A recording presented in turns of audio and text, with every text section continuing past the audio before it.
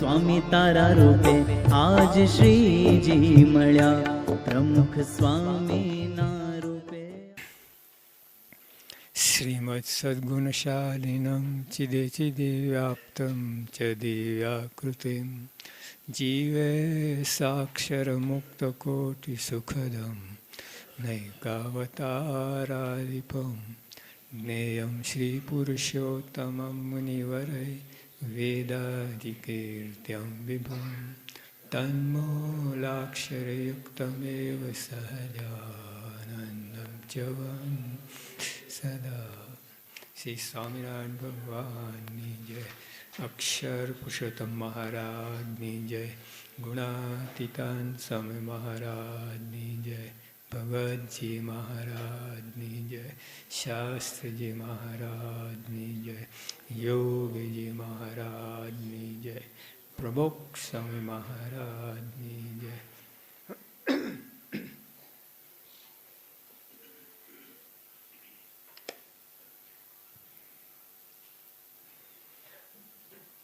આપણે ગઈકાલે વાત કરી કે પ્રાપ્તિ ઉપર જવું છે.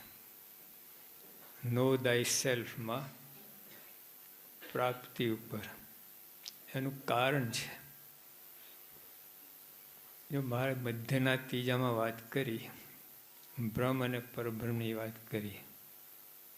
આજે શું છે, જગતમાં મોટા સંન્યાસી બધા એ લોકો બ્રહ્મ આત્મા સો પરમાત્મા એમ બે એક કરી નાખે છે અને પછી પોતાને આત્મા માને છે, પણ આવી રીતે આત્મા સો પરમાત્મા પરબ્રહ્મ જ સીધા થઈ જાય અને પછી એમાં બહુ દોષો આવે છે, બહુ ગોટા વળે છે.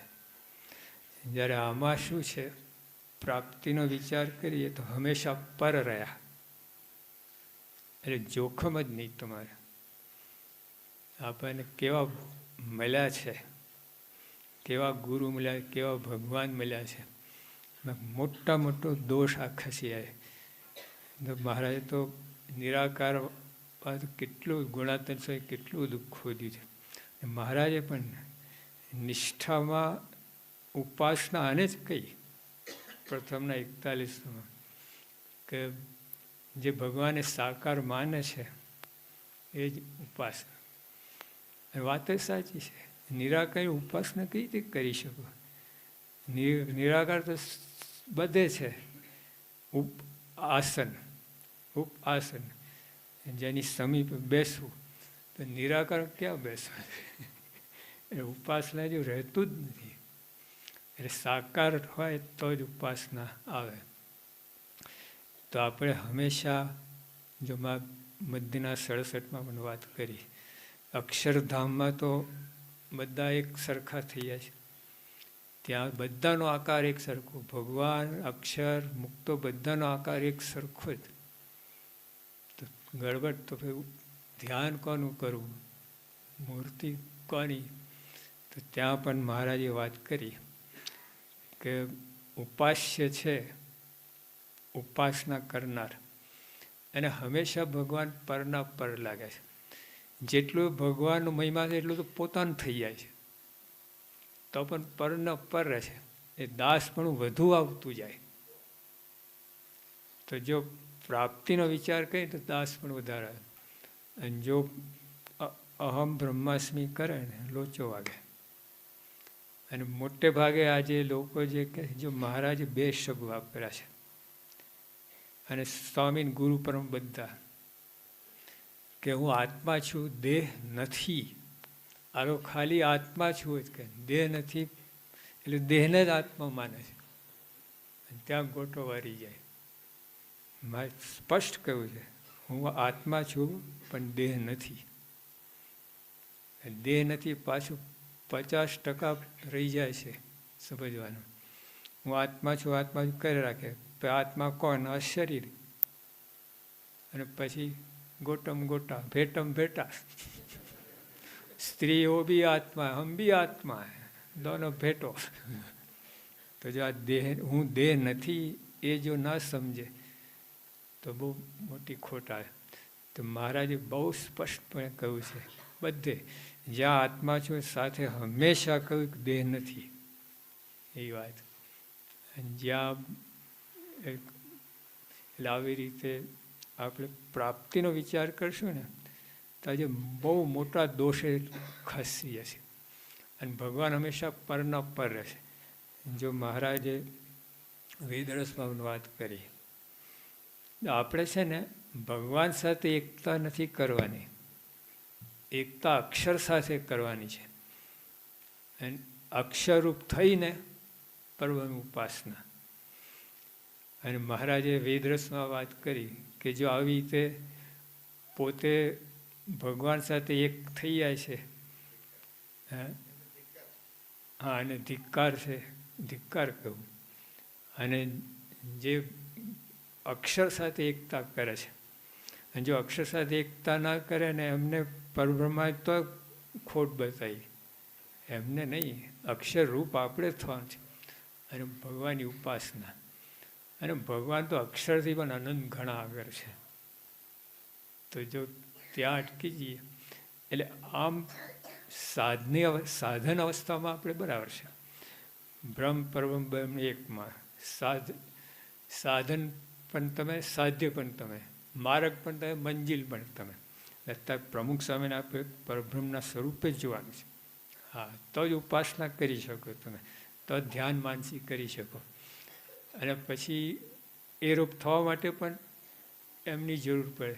માર્ગ આપણે બ્રહ્મરૂપ થવું છે, બ્રહ્મરૂપ થઈને પરમની ઉપાસના, બરાબર. તો બ્રહ્મરૂપ કઈ રીતે થવો? બ્રહ્મની સાથે એકતા કરે તો જો એમ ત્યાં પણ એમની જરૂર છે. એટલે આજે આપણે ઘણા એવું કહે છે અક્ષર જુદા, પુરુષોત્તમ જુદા. અત્યારે નથી એ મારાના વખતમાં હતા. અત્યારે તો બધું એકમાં જ આવે છે. તમે અક્ષરરૂપ થઈને, અક્ષર ગુણાતીત સંત છે, ભગવાને અખંડ ધાર્યા છે. અત્યારે ઓલે નોખો સમજવાની જરૂર નથી બધી. મહારાજના વખત પછી એ વસ્તુ નથી રહી. પછી ગુરુ દ્વારા જ પ્રગટ હોય છે, ગુણાતીત ગુરુ દ્વારા. એટલે હંમેશા જોડ જડે એવું નથી. ઘણા એવું કરે છે કે મહારાજ સ્વામી, પછી ભગત શાસ્ત્રીમાં, પછી એવી રીતે એવું નથી. તેમાં તો ગુણાતીત નંબર જ ના લાગે. ગુણાતીતમાં હંમેશા અક્ષર જ રહે, અને પછી જે આવતા એ પરબ્રહ્મ થતા જાય. થયું કે નહીં? મહારાજ ને સ્વામી તો, સ્વામી તો અખંડ અક્ષર બ્રહ્મ છે, એ તો હંમેશા અક્ષર જ રહ્યા. અને પછી ભગતજીમાં જ પુરુષોત્તમ થઈ જાય, શાસ્ત્રીમાં પુરુષોત્તમ થઈ જાય. તો અક્ષરે શું ગુનો કર્યો? એટલે એવું નથી, જોડની એવી સમય વાત નથી. મહારાજ પોતાના ધામ સાથે લઈને આવ્યા, મુક્તો લઈને આવ્યા, પછી માં જ ગુણાતીત સંત દ્વારા પ્રગટ છે. એટલે એમાં જો એમાં ઘણા કહે છે ને પ્રગટ એટલે છપૈયામાં જે પ્રગટ થયા એ નહીં, એ વ્યતિરિક્ત સ્વરૂપ થઈ ગયું, એ ગોટો નહીં વાળવાનો. પણ ગુણાતીત સંતમાં બે વસ્તુ છે, બ્રહ્મ અને પરબ્રહ્મ. તમે આત્મા શું પરમાત્મા ના કરી નાખતા. મધ્યના ત્રીજા મારે બહુ સ્પષ્ટપણે કહી છે. આ બધું લોચો વાગતો હોય છે. એટલે આ શાસ્ત્રી મારા છે ને કંઈ બાકી રાખ્યું નથી. તે વખતે બહુ આવું બધું ગોટા હતા ઉપાસનાના. છે ને કીર્તનમાં કહ્યું ઉપાસનામાં ગડબડ ગોટા, તે તો થયું ચોખ્ખું ચમ. શાસ્ત્રીમાં જ કાંઈ બાકી રાખ્યું નથી. હવે ગુણાતીત સંત દ્વારા ભગવાન પ્રગટ છે, એટલે એમાં પરબ્રહ્મ કહો, બ્રહ્મ કહો, બધું આપણે જો સ્વામી રૂપ થવાનું છે, સ્વામીને ધારવાના છે. એવું છે. તમે માનસી કરો, કોની કરો? સ્વામી જ કરીએ ને આપણને. તો કઈ રીતે કરવાની? સ્વામી રૂપ થઈને, નહીં તો એમને ના થાય. દેહરૂપ થઈને તમે માનસી કરો, જામે નહીં. એટલે આ જે પ્રાપ્તિની વાત આ વિચાર કરી ને, એટલે નો દાય સેલ્ફમાં આપણે કેવા મળ્યા છે એનો વિચાર કરો. હું આત્મા જોયે બધું બહુ લોચા વાગશે ને ગડબડ થશે, અને થયેલા છે ગડબડ. હા, મારા વખતમાં ગડબડ થઈ બધી. એટલે બહાર તો હોય એટલે પહેલાં તો મહારાજ વેદાંતના વૈષ્ણવ તો બધા બહુ કયા એ લોકો અંદર લાવવા માટે. આમ નિરાકાર ભગવાને વાત કરી 2000 વૈષ્ણવ હતા, એમાંથી ખાલી આ 262 273 લીધા છે આપણે, કે બાકી બધામાં છે ને જો ગુરુ ના હોય ને તો લોચો વાગી જાય. પહેલું બીજી 22 વાત આપણે જે કહી વૈષ્ણવ જ છે. પછી એટલે ચૂડાના હરિકૃષ્ણ હતા ને એને આવા લઈને પોતાના બનાવી દીધા. મહારાજના કહેલા છે એ 22 વાત છે જે. એટલે ઉપાસનાની હવે બીજું કાંઈ સમજ નથી, આપણે સીધી છે. મહારાજ આપણે પૂર્ણ પુરુષોત્તમ નારાયણ, ગુણાતીત અક્ષર બ્રહ્મ અને અવગુણાતીત સંત મોક્ષનું દ્વાર. હવે બીજું ત્રીજું કંઈ નવું કાઢવાનું છે જ નહીં. એ બધું આપણું મનનું મૂકી દેવું. જે યોગ્ય સીધી લીટીની સમજણ. એટલે ગઈ વાત કહી નો દાય સેલ્ફમાં બહાર જે લોકો કરે છે પોતાની મેરે, અને કલ્પના જ છે ને, એ કલ્પના છે. કોને દર્શન છે?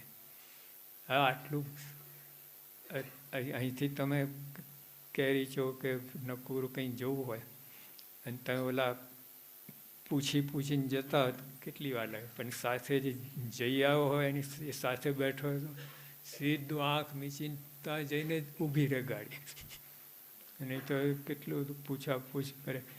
અમે છે ને ગઢડાથી બોટાદ જતા હતા, પેલું પાટિયું બોટાદનું કોઈ ફેરવી નાખ્યું. એટલે અમે ગયા ઓલા આપણે ગઢાડી, ત્યાં એટલે રસ્તા એટલા ખરાબ. આયા ત્યારે તો આવું બધું રસ્તા એક દિવસમાં આવા બગડી ગયા રસ્તા. પછી કોઈને પૂછ્યું બોટાદ, અરે મારા હાવ ભૂલા પડ્યા હતા, ઊંધી દિશા.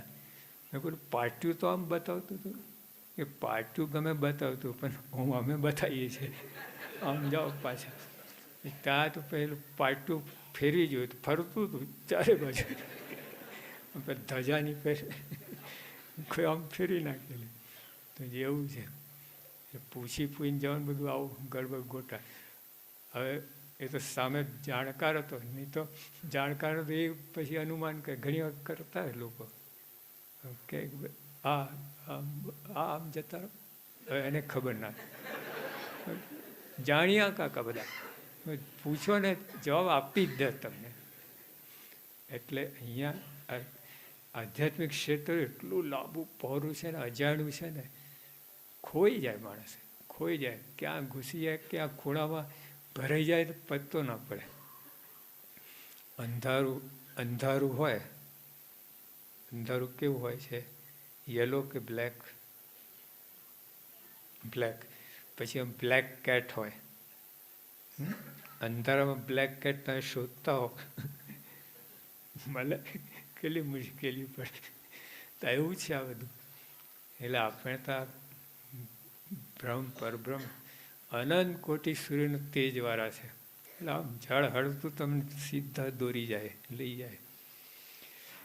એટલે આપણે જો યોગી આપા ગોંડલ હતા ને, જે અર્જુન કાકા બધી વાતો કરી જોરદાર, બધી પ્રગટની જ વાતો હતી પણ જરા તાત્વિક રીતે કરી. એટલે પછી યોગી આપા કે અંબાલાલ કાકા કે આને ગુજરાતી કરો. આજે અર્જુન કાકા બોલ્યા એનું ગુજરાતી કરો. હવે ગુજરાતીમાં જ વાત કરી અર્જુન કાકા, પણ જરા કઠણ તાત્વિક રીતે. તો અંબાલાલ કાકા કે આ દેખાય બધું, આ જે સમજવાનું આ છે બધું એ ગુજરાતી. તો વાત મનમાં બેહે કે ના બેહે, માથાકૂટ ના કરે, આમાં જોડી ગયો, આમાં હેત પ્રીત કરી દઈએ સત્પુરુષમાં. જો વડતાલનું 11મું એ જ કહે છે ને, બ્રહ્મરૂપ ક્યારે થાય? મહિમા સમજાય ત્યારે બ્રહ્મરૂપ થાય. અને બ્રહ્મરૂપ ક્યારે થાય? મહિમા ક્યારે સમજાય? બ્રહ્મરૂપ થયો તો પહેલા મરઘી કે પહેલા ઈંડું? હેન કે એગ પહેલા કયું હતું? ઈંડું. તો ઈંડું આવ્યું ક્યાંથી?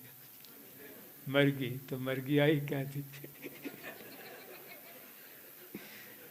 જેમાં કહું પહેલું ખબર જ ના પડે. એમ પહેલાં મહિમા સમજવો કે બ્રહ્મરૂપ થવું. બ્રહ્મરૂપ થાય તો મહિમા સમજાય, મહિમા સમજાય બ્રહ્મરૂપ થાય. મારે ત્રીજો રસ્તો કાઢે કે બધું મૂકી દો અને આવા સત્પુરુષને દ્રઢ પ્રીતિ કરો. તો ભગવાનનું સાક્ષાત્કાર થવાનું કારણ આ છે, સત્પુરુષ દ્રઢ પ્રીતિ. પછી આત્માનો સાક્ષાત્કાર અને સત્પુરુષનો મહિમા સમજવાનું પણ કારણ આ ત્રણે છે. દ્રઢ પ્રીતિ, દ્રઢ